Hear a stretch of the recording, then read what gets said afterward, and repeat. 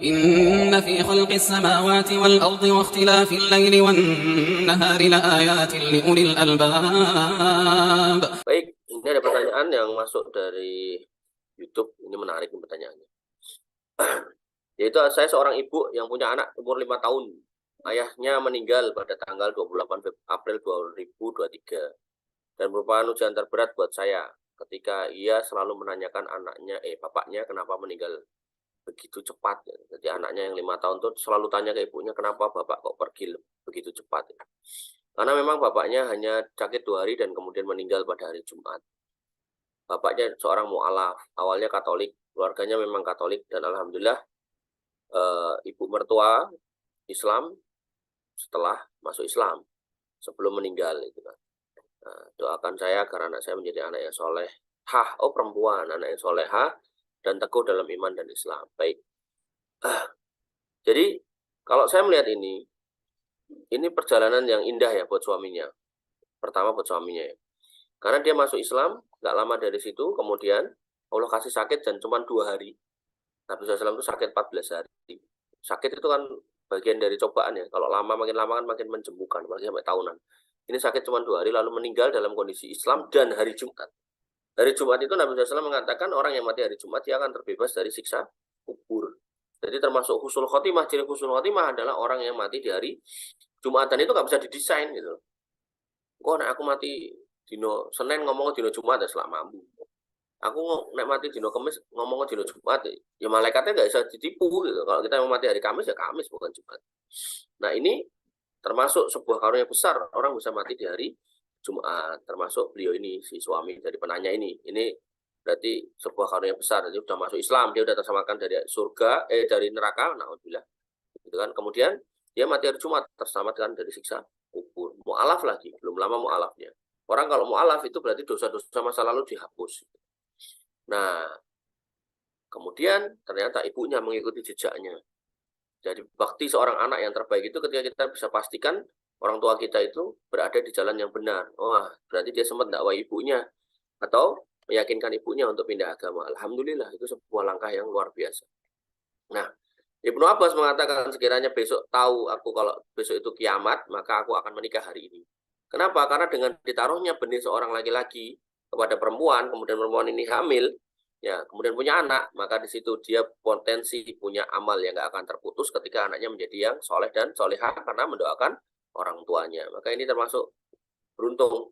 Jadi dia masuk Islam, nggak lama sakit, kemudian meninggal hari Jumat, masih punya keturunan lagi. Dan keturunannya perempuan. Umumnya perempuan itulah yang melahirkan anak-anak lagi. Sehingga tugas dari istri ini harusnya kemudian kepada anaknya ya kita kasih tahu bahwasanya ini adalah takdir dari Allah Subhanahu wa taala yang harus kita terima, harus kita jalani dengan sabar. Nah, bapakmu atau walaupun meninggal dengan cara-cara yang baik tadi, ya, tapi kan kita nggak bisa memastikan pasti masuk surganya, kita nggak bisa, itu terserah Allah ya. Maka kita sampaikan ke anaknya bahwasanya bapakmu membutuhkan doamu, dan doa yang diterima adalah doa anak soleh, doa anak yang nggak pernah sholat, nggak kanggu, nggak kepake gitu. Maka jadilah anak yang soleh dan soleha. Ini jadikan motivasi untuk anak ini untuk kemudian menjadi anak yang soleh dan soleha gitu. Ini momen gitu kan. Nah kemudian caranya gimana soleh? Ya belajar agama atau apalah bahasanya. Nah kemudian anti atau sebagai ibunya gitu kan, itu punya pilihan apakah nikah lagi apa enggak.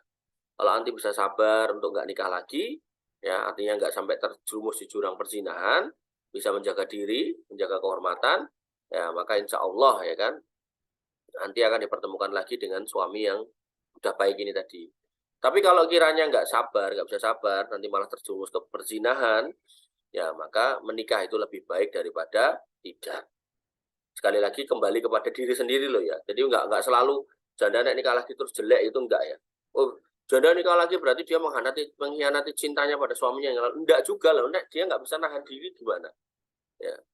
Makanya persepsi masyarakat tuh harus kita rubah. Jangan sampai kemudian mendingan jadi janda nggak kawin lagi, tapi kemudian ternyata malah berzina. Ini salah ya. Kan berzina nggak ada yang tahu gitu ya. Nggak ada yang tahu, tapi Allah tahu kan. Dosa juga nanti akan dituntut kan. Maka sebaiknya ya seorang wanita itu kalau emang bisa bersabar ya silakan kalau emang mau sendiri. Tapi kalau emang nggak bisa sabar, gitu, sekarang banyak tontonan, banyak tayangan itu kan, banyak godaan itu kan, dia nggak bisa sabar, ya alih-alih pengen sendiri, kemudian dia nggak bisa sabar, ya mendingan dia menikah lagi aja, itu lebih baik gitu kan. Nah, kepada anak perempuannya tentu mulai diedukasi, ya, kalau nanti mama ketemu dengan jodoh yang baru, ya mungkin mama akan nikah lagi. Lu mama mengkhianati cinta bapak atau papa atau apalah manggilnya nggak tahu. Nah, maka sampaikan, nah, kalau dia udah cukup umur untuk paham, sampaikan bahwasanya ya namanya wanita itu punya hajat gitu kan. Punya hajat untuk ada yang melindungi, ada yang menjaga, ada yang menafkahi gitu. Nah, agar dia juga paham karena dia tadi ditanya ketika sampaikan di sini sebagai anak yang solehah gitu. Berarti perempuan juga gitu. Kamu nanti juga harus nikah gitu kan. Nah, hal-hal seperti ini memang butuh proses panjang, tapi secara umum perjalanan dari suaminya ini udah sangat luar biasa. Ya, luar biasa gitu. Karena banyak orang yang masuk Islam karena pernikahan misal, tapi nggak lama dari situ balik lagi murtad gitu. Sampai pernah ada seorang ibu tanya ke saya gitu, suaminya itu saking sebelnya sama kelakuan istrinya, saking marahnya sama kelakuan istrinya, mualaf nih suami, mualaf bertahun-tahun bahkan udah umroh gitu. Sampai suami itu ngomong gini, kamu itu udah tak bela-belain pindah agama, tapi perlakuanmu sama aku masih kayak gini aja gitu. Dari situ kemudian istrinya terus mikir untuk hati-hati dalam ngomong karena khawatirnya nanti suaminya balik lagi ke agamanya yang lalu gitu. Jadi seperti itu gambaran kelakuan sebagian wanita itu sampai bikin suaminya itu sampai yang pindah agama itu kemotivasinya nikah, kemudian dia nggak bisa menghayati keislamannya sampai ngomong gitu. Nah itu juga harus hati-hati gitu. Nah, oleh karena itu maka ini beruntung nih suaminya, jadi mengakhiri dengan husnul khotimah, dengan di atas keimanan, dengan di atas sakit karena sakit, berarti kan di atas cobaan tuh digugurkan lagi dosanya karena sakit, kemudian hari Jumat lagi gitu. Udah 3 kali tuh dapat sebab kebaikan di akhir hidupnya, dan ini sulit untuk kita dapatkan ya, untuk artinya kita tuh belum tentu dapat gitu loh, walaupun kita meminta untuk mendapatkan husnul khotimah, tapi nggak ada yang jamin kita dapat apa enggak, makanya kita harus berjuang dan terus istiqomah. Wallahu taala alam.